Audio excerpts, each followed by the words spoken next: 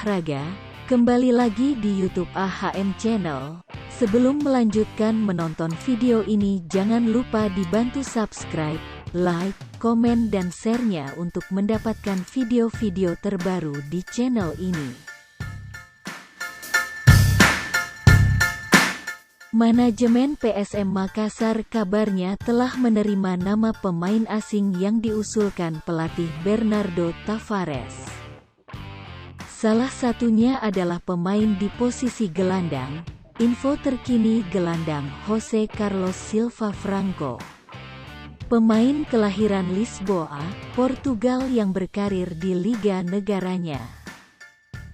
Ia terakhir kali aktif bermain bola pada musim 2020-2021 dengan membela klub FC Penafil.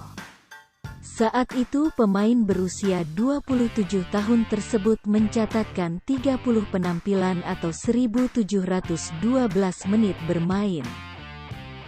Dari 30 penampilannya, Junior Franco membukukan 2 gol. Diketahui, FC Penafil adalah klub kasta kedua Liga Portugal.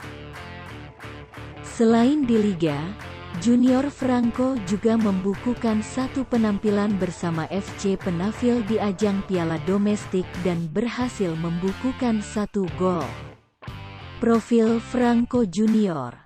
Nama lengkap: Jose Carlos Silva Franco, tanggal lahir, tanggal 29 Maret tahun 1995, tempat kelahiran, Lisboa, Portugal, tinggi, 180 cm.